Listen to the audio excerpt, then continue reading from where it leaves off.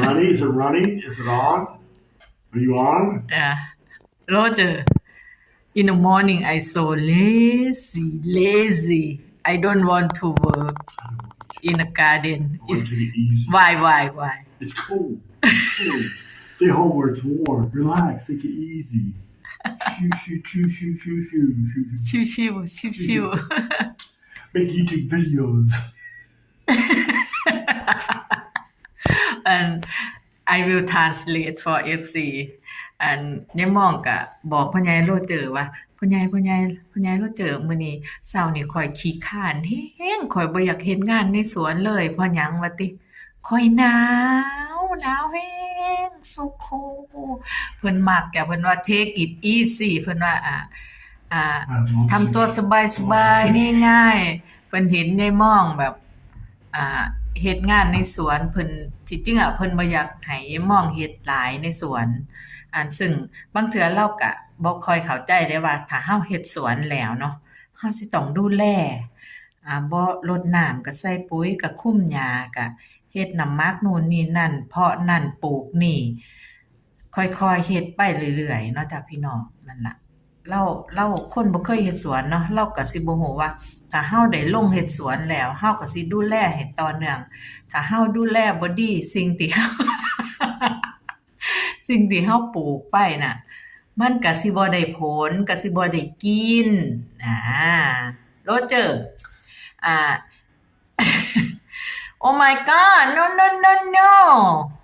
It's on your phone on the table You need to turn the camera around on you and say blah blah blah blah blah. No I'm not beautiful. ยายมองก็ถามว่าเจ้าเฮ็ดอีหยังเพิ่นว่าเพิ่นอยากถ่ายยายมองบ่ทันได้อาบน้ำ I don't take a shower in the morning เพิ่นว่าอาบน้ำบ่อาบน้ำเจ้าก็งามตลอดเวลาเพิ่นว่าเจ้าก็ดูดี It's real เพิ่นมักเพิ่นว่ามันเป็นis real you explain mean It's explain natural. It's real. I take a shower. เพิ่นว่า I'm not beautiful. ยายมองก็บอกว่าแป้แน่เพิ่นก็ว่า real นี่คล้ายๆว่ามันธรรมชาติดีบ่ต้องเสริมแต่งอีหยังเนาะที่เฮาบ่ได้อาบน้ำเฮาอีหยังมันก็ธรรมชาติดีนั่นล่ะจ้ะพี่น้องบางเทื่อ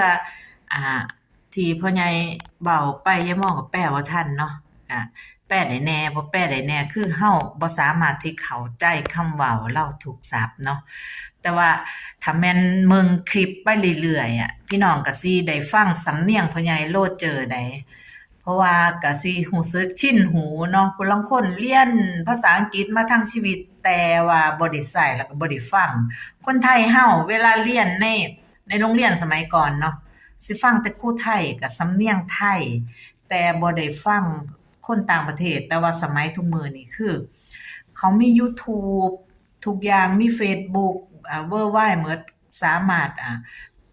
อ่านเขียนเนาะอ่านเขียนก็สิคล่องฟังพูดอ่านเขียนสมัยก่อนพวกเฮาก็สิอ่อนเรื่องฟังแล้วก็อ่อนเรื่องการพูดแต่ว่าเรื่องเขียนกับเรื่องอ่านในหนังสือนี่คล่องเพราะว่าเฮาเห็นเนาะแต่ว่าเรื่องการฟังนี่มันบ่ได้ฟังจากคนต่างประเทศโดยตรงสมัยก่อนพวกเฮาสิบ่มีออนไลน์สิบ่มีโลกออนไลน์เนาะก็ฟังวิทยุก็ฟังได้พอสำนั้นเพราะว่ามันก็บ่ได้สื่อสารกับคนต่างประเทศอีหลีก็สิบ่ค่อยรู้จ้ะพี่น้องเนี่ยล่ะถ้าแม่นผู้ใดมาเบิ่งคลิปยายมองเนาะก็ค่อยๆฟังค่อยๆศึกษาไปแต่ว่าถ้าแม่นผู้ใดฟังบ่ออกคือมันก็สิซึมซาบอัตโนมัติจ้ะพี่น้องเหมือนที่เฮาฟังเพลงนี่ล่ะฟังไปฟังมาเฮาก็สิจำเนื้อร้องได้เนาะ